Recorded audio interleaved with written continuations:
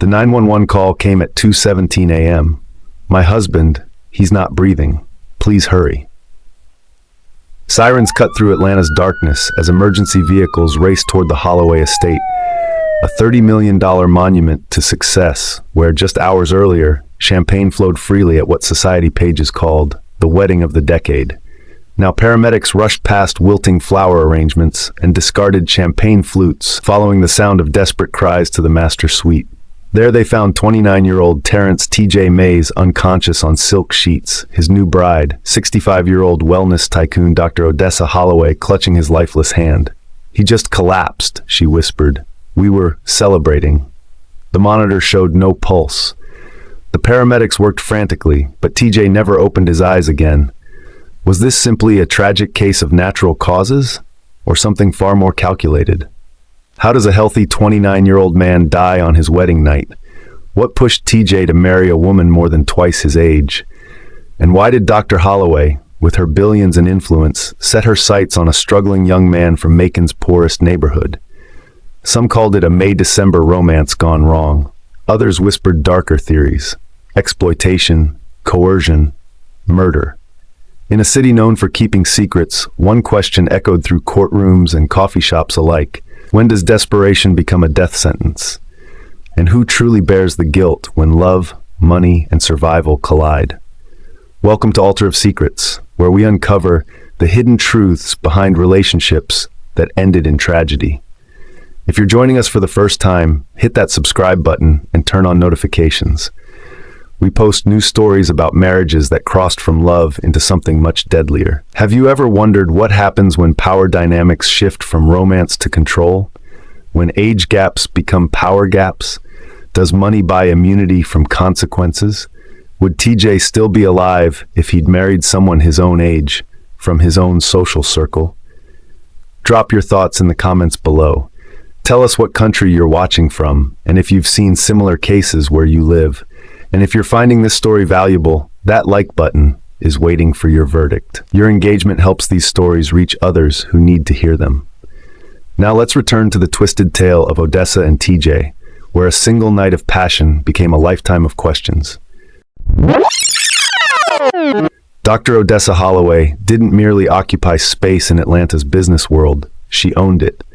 At 65, her name was synonymous with Holloway Organics, a wellness empire worth $3.2 billion that spanned nutritional supplements, luxury health retreats, and a chain of high-end organic markets.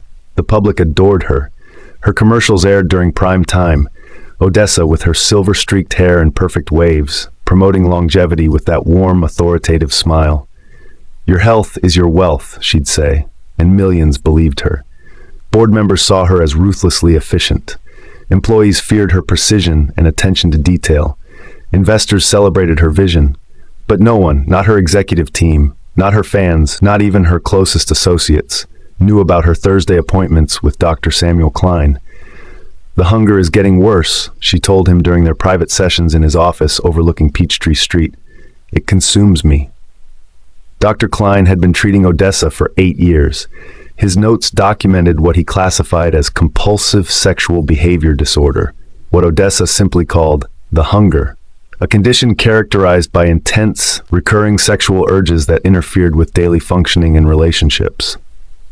I can't keep assistants longer than 6 months, she confessed during one session. I either fire them when they reject me or they quit when they can't handle my expectations. 4 ex-husbands had signed ironclad non-disclosure agreements. Each marriage ended the same way. The men grew exhausted, then resentful, then gone. Odessa increased her medication. She tried meditation. She doubled her therapy sessions. Nothing helped. Have you considered that your professional success and your personal struggles might be connected? Dr. Klein once asked. The same intensity that builds empires can destroy relationships. Odessa dismissed him with a wave. I don't need analysis. I need solutions. Her last husband before TJ, a 38-year-old fitness instructor, had left after just 11 months. You're insatiable, he'd said, packing his bags. It's like you're trying to fill something that can't be filled. 2 weeks later, Odessa attended the charity gala where she first spotted TJ Mays. And something about the young man's quiet confidence, his gentle handling of difficult guests, sparked a familiar interest. "Who is that?" she asked the event coordinator, watching him work the valet stand. A new hunger awoke. While Odessa Holloway commanded boardrooms, Terrence, TJ, Mays counted pennies at his kitchen table in South Macon. "We're short again," he told his mother Gloria, who sat across from him, still wearing her hospital janitor uniform after a 14-hour shift. TJ had never known luxury. His father vanished before his 10th birthday, leaving him as the man of the house at an age when most boys worried about bicycles and video games. By 16, he juggled school with night shifts at the gas station. By 20, he'd put his college dreams on hold to keep his family housed and fed. "I can make it work," he always said, and somehow he did. His siblings looked up to him, especially Nia, the youngest at 17. Smart, ambitious Nia, who planned to become a doctor until the fatigue set in, the unexplained fevers, the joint pain that made her cry at night. The diagnosis came on a Tuesday: lupus, an autoimmune disease requiring medication that cost $4,300 per month. Their insurance covered barely half. "What are we going to do?" Gloria asked, the medical bills spread across their worn couch. TJ sold his car first, then pawned his watch, a high school graduation gift from his grandmother.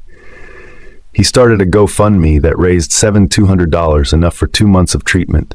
He picked up weekend shifts at the convention center, parking cars for Atlanta's wealthy. "Just temporary," he assured his family, "until we figure something out." But Nia got worse. The doctors wanted to try a new treatment protocol, $63,000 for the first year alone. TJ stopped sleeping. Dark circles formed under his eyes as he calculated and recalculated, searching for money that didn't exist. His friend Jamal offered him valet work at a charity gala. "Rich people, big tips," he promised. That night, TJ parked Bentleys and Maseratis with a smile that hid his exhaustion. He diffused a situation when a drunk guest demanded his keys back, handling it with a calm dignity that caught the eye of a silver-haired woman in emerald. "You handled that well," she said, approaching him during his break. "Just doing my job, ma'am," TJ replied, not realizing that his life was about to change forever, not realizing the price he would eventually pay. Odessa watched TJ for 20 minutes before approaching him that night at the Georgia Children's Hospital benefit. She observed how guests treated him, with dismissiveness or, worse, complete invisibility. Yet he remained poised, professional. "I need a new driver," she said after their brief exchange about the drunk guest. "My current one is unreliable." TJ hesitated. "I appreciate the offer, ma'am, but I already work 3 jobs. Odessa named a salary that made TJ blink twice. "Just weekdays, 8 to 5. 2 days later, TJ sat behind the wheel of her Mercedes, navigating Atlanta traffic while Odessa made calls from the back seat.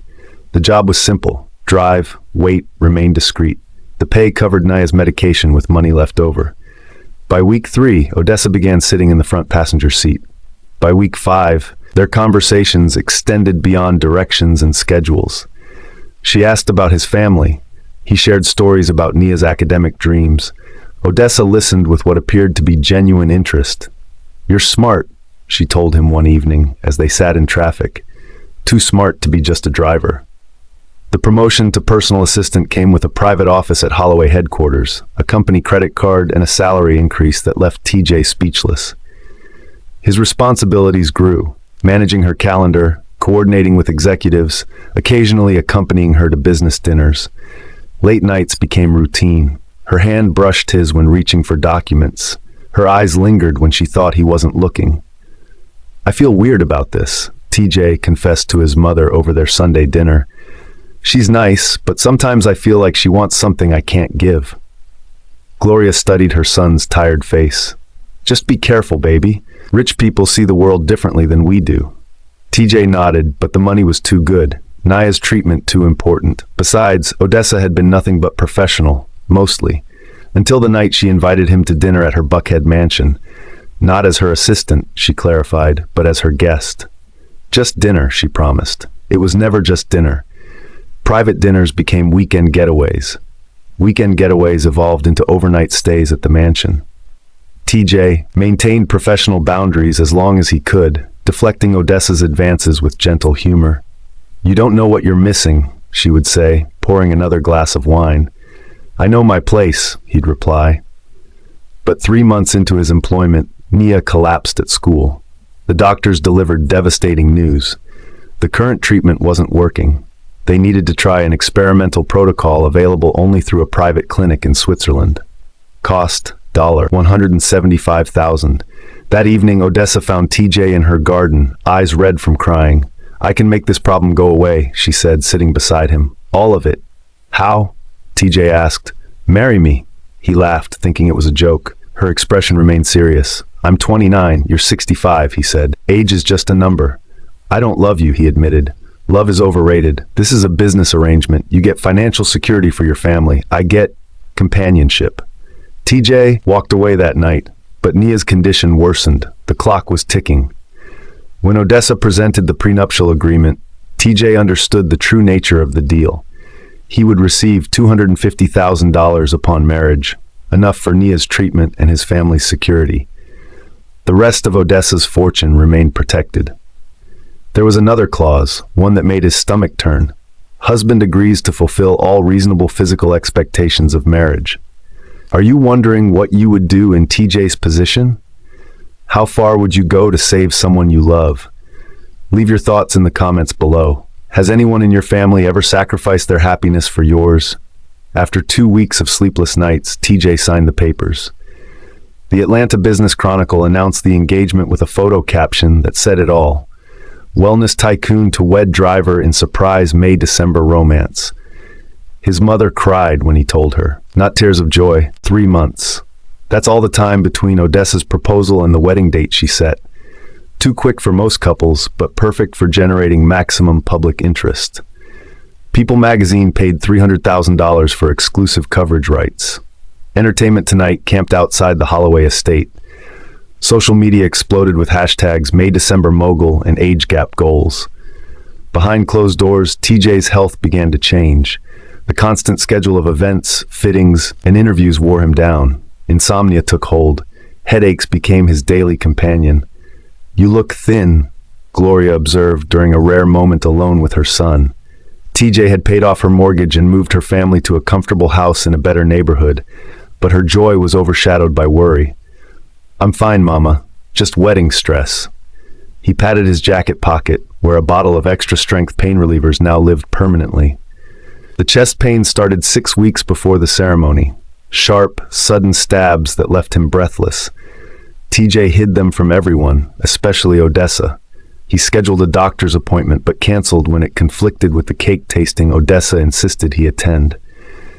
His childhood friend Jamal noticed during the bachelor party, a subdued dinner rather than the wild night TJ might have had with someone his own age.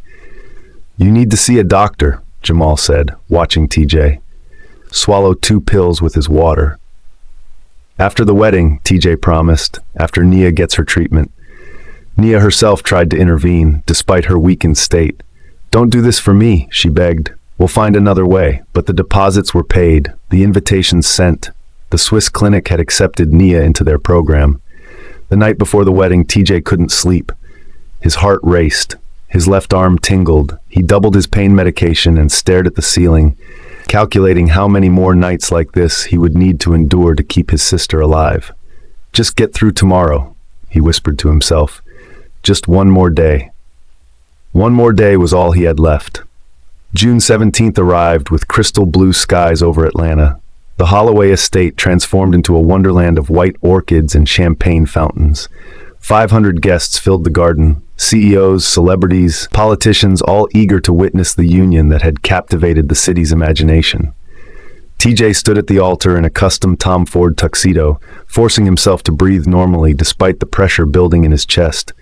The pain medication he'd taken an hour before dulled his senses, but couldn't completely mask the warning signals his body sent. "You good?" Jamal whispered, standing beside him as best man. TJ nodded, tugging at his bow tie. "Never better." The string quartet began Pachelbel's canon. Guests rose. Odessa appeared at the garden's entrance in a Vera Wang gown that reportedly cost more than TJ's mother's annual salary. She glowed with triumph, her smile radiant as she walked toward her young groom. In the third row, Gloria Mays watched with a mother's intuition, noting how her son's complexion had grayed. how his smile didn't reach his eyes. Beside her, Nia sat in a wheelchair, her condition stable enough to attend but still serious enough to remind everyone why this marriage existed. Whispers rippled through the crowd. He's using her for money. She's using him for youth. It won't last 6 months. I give it 3. As the minister led them through their vows, TJ's vision blurred. Twice he missed his cue to speak. Odessa squeezed his hand, not in comfort but in warning. At the reception, he barely touched his food. The champagne toast left him dizzy. Odessa pulled him onto the dance floor where photographers captured their first dance, not noticing how TJ leaned on his bride for support rather than romance. "You look pale," Dr. Klein commented when he congratulated the couple. "Are you feeling well?"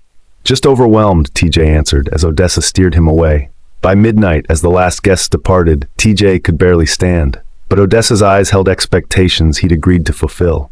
"Come," she said, leading him upstairs. "The real celebration begins now." The master suite of the Holloway mansion spanned the entire East Wing, a testament to luxury with its panoramic views of Atlanta's skyline. Tonight, those floor-to-ceiling windows were veiled by heavy curtains, the room lit only by dozens of candles. Odessa had planned everything: the champagne, the rose petals, the silk sheets imported from Italy. What she hadn't planned for was her groom's deteriorating condition. "You look exhausted," she said, watching TJ loosen his tie with shaking hands. "I'll be okay," he replied, though his complexion had taken on an ashen quality. "Maybe just 1 glass of water first?" Odessa poured champagne instead. "To us," she insisted. What happened next unfolded in stages. First came Odessa's demands, endless, insatiable, fueled by decades of fantasies and the power imbalance she relished. Then came TJ's desperate attempts to comply, his body betraying him even as his mind focused on the promise of his sister's treatment. "Please," he gasped after the 3rd hour. "I need to rest." "We're just getting started," Odessa countered, pulling him close again. By 2 a.m., TJ's breathing had become labored. Sweat soaked the sheets. The pain in his chest intensified, radiating down his left arm, classic warning signs he'd been too stressed, too focused on others to recognize. "Something's wrong," he managed to say. "I can't." His eyes rolled back. His body went rigid, then limp. Odessa shook him. "TJ, this isn't funny." No response. Only then did reality pierce her self-absorption.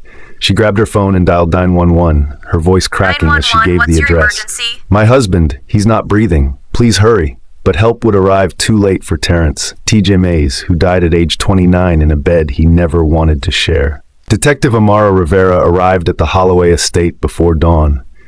20 years on Atlanta's homicide unit had taught her that wealth complicated every investigation, especially when the deceased was young and the survivor was powerful.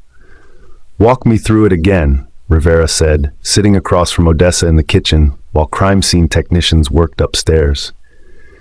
Odessa's story remained consistent. They'd celebrated their wedding night. TJ had suddenly collapsed. She'd called 911 immediately. She answered questions with the precision of someone accustomed to controlling narratives.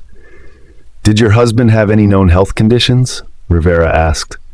"None that he mentioned," Odessa replied. But the house staff told a different story when interviewed separately. The housekeeper described TJ's frequent headaches, how he'd asked for pain relievers almost daily in the weeks before the wedding. The chef recalled TJ barely eating, losing weight noticeably. The gardener had seen him clutching his chest while alone in the garden. "He wasn't well," the chauffeur confided, "but Mrs. Holloway doesn't tolerate weakness." The medical examiner's preliminary report pointed to cardiac arrest, possibly a heart attack exacerbated by extreme physical stress and untreated hypertension. Toxicology showed elevated levels of over-the-counter pain medication in TJ's system. Not enough to kill him, the ME explained to Rivera, but enough to mask symptoms he should have addressed medically. When Rivera requested access to Dr. Klein's therapy notes on Odessa, Holloway's legal team swooped in. 6 attorneys in expensive suits blocked every attempt to explore Odessa's psychological history, citing doctor-patient confidentiality. The district attorney hesitated to pursue charges. "What crime was committed?" he asked Rivera. "Bad judgment isn't illegal. We can't prove she knew about his heart condition." "She worked him to death," Rivera argued. "Prove it," the DA challenged. Meanwhile, TJ's phone revealed dozens of missed calls from his doctor's office, appointment reminders he'd ignored in the wedding rush. His browser history showed searches for chest pain causes and heart attack symptoms young men. 2 weeks after TJ's death, the investigation officially closed. Cause of death, natural causes. No charges filed. Detective Rivera packed away her notes, unsatisfied but powerless against the Holloway legal machine. Justice, she knew, often came with a price tag too steep for some to afford. Atlanta split in two after TJ's death. Headlines paint conflicting portraits depending on which side of town you lived. The business press ran sympathetic profiles, tragic loss for wellness queen, and Odessa Holloway's heartbreak. Television interviews presented her as the grieving widow, eyes appropriately moist behind designer sunglasses. "He was the love of my life," she told Good Morning America, her voice steady despite her claimed grief. But in South Macon, a different story spread. Community members who'd known TJ his whole life shared memories of a young man who sacrificed everything for his family. "He looked sick at the wedding," Jamal told the local paper. "I begged him to see a doctor weeks before. He kept saying, 'After Nia gets help.'" TJ's high school basketball coach revealed TJ had visited him 2 days before the wedding. He asked if he was doing the right thing. "I told him no amount of money was worth his soul. He just nodded and said, 'But it's worth my sister's life.'" Meanwhile, Holloway Organic stock dropped 17%. Corporate sponsors quietly removed Odessa from upcoming speaking engagements. 3 board members resigned without public explanation. A wellness influencer who'd previously collaborated with Odessa posted, "I cannot in good conscience continue to support a brand whose founders' personal choices contradict our values of health, balance, and ethical relationships." Outside the May's new home, neighbors organized meal trains and childcare for Gloria. Nia's classmates held prayer vigils. A local attorney offered pro bono services to ensure the family received what TJ had been promised. The funeral drew thousands, most from TJ's community, few from Odessa's circle. 2 distinct worlds mourned separately, one grieving a son, brother, and friend, the other calculating the public relations damage to a carefully constructed corporate image. Gloria Mays stood at her son's grave, rain mixing with tears on her face. The polished granite headstone, paid for by Odessa, seemed to mock her grief with its opulence. "He never wanted any of this," she whispered to Detective Rivera, who had attended the service despite closing the case. "He just wanted his sister to live." The morning after TJ's funeral, Gloria received a certified letter from Holloway's attorneys. Inside, documentation for a trust fund covering Nia's complete medical treatment at the Swiss clinic, plus 4 years at any university she chose. A separate document outlined monthly payments to Gloria for the next 20 years. "Blood money," Jamal called it when Gloria showed him the papers. "My son's life had a price tag," Gloria replied, and she paid it. Despite community pressure, Gloria refused to pursue a wrongful death lawsuit. TJ made his choice, she told the neighbors who brought casseroles and righteous anger to her door. Fighting his widow won't bring him back. Nia's health improved under the new treatment protocol. By Christmas, she was walking without assistance, her medical team optimistic about her prognosis. But her recovery came shadowed by guilt. "He died because of me," she told her mother one night. "No," Gloria insisted. "He died because a wealthy woman saw something she wanted and didn't care what it cost him." 6 months after TJ's death, Gloria received another envelope, this one containing private photos of TJ and Odessa, clearly taken without his knowledge during their early relationship. The note read simply, "For your silence." No signature needed. Gloria burned the photos in her backyard that night, watching the flames consume what remained of her son's privacy and dignity. Some debts, she realized, could never truly be paid. 1 year after TJ's death, Atlanta had largely moved on. New scandals captured headlines, new romances entertained gossip columns. But for those closest to the story, time had merely deepened the wounds. Odessa withdrew from public view. Holloway Organics announced her temporary leave of absence that extended indefinitely. The company appointed a new CEO while Odessa remained majority shareholder from a distance. Her Buckhead mansion went up for sale. Real estate listings showed empty rooms, stripped of personality. Neighbors reported seeing moving trucks late at night, Odessa supervising with an expression like stone. Dr. Klein broke confidentiality after his retirement, publishing an anonymized case study about a wealthy female patient whose sexual compulsions led to catastrophic consequences. The medical community recognized the thinly veiled reference, but legal action never materialized.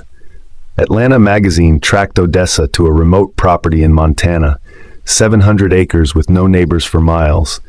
Their photographer captured a single image, a gray-haired woman standing alone on a porch, looking older than her years. Meanwhile, Gloria Mays surprised everyone when she agreed to a televised interview on the anniversary of her son's death. "People expect me to hate her," Gloria said, hands folded calmly in her lap. "But hate requires energy I don't have to spare." The interviewer pressed, "She essentially bought your son. She worked him to death. How can you forgive that?" "Forgiveness isn't about excusing what happened," Gloria replied. "It's about refusing to let bitterness consume what remains of my life. TJ sacrificed everything for his family. I won't dishonor that sacrifice with hatred." Nia, now in her first year of medical school, sat beside her mother. "My brother taught me that life isn't about how long you live, but what you live for."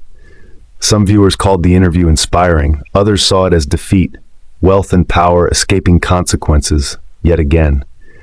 Detective Rivera, watching from her living room, whispered what many thought: "Justice comes in many forms. Sometimes it's just living with yourself." The story of Odessa and TJ exists in the gray area where morality meets necessity. A tale not of villains and heroes, but of human complexity where right and wrong blur into uncomfortable questions. Was TJ a victim or a willing participant? Was Odessa a predator or someone whose wealth couldn't buy what she truly needed? Does money absolve responsibility, or does it merely hide consequences? Perhaps most importantly, at what point does sacrifice become self-destruction? TJ knew the risks, both physical and emotional, when he signed that prenuptial agreement. He made a calculation many parents and siblings make daily: my life for yours. The difference was simply the scale and the stage. Odessa, too, made choices. With all her billions, she couldn't purchase self-awareness or restraint. Her hunger consumed not just her, but a young man with dreams beyond serving as her final companion. In the 2 years since this case closed, 5 similar marriages have ended in tragedy across America. Older wealthy partners, younger desperate ones, different names, same story. If this video has sparked thoughts about power, love, and the price we place on human life, share them below. Has anyone ever sacrificed for you in ways that kept you awake at night? Would you make the same choices TJ did for someone you love? If you found value in this story, hit that like button. Subscribe to Altar of Secrets for more true crime stories that challenge what we think we know about relationships. Until next time, remember, some prices are too high, no matter how precious what you're buying. Stay safe, stay aware, and thank you for joining us today. See you on another story from the Altar of Secrets. Bye for now.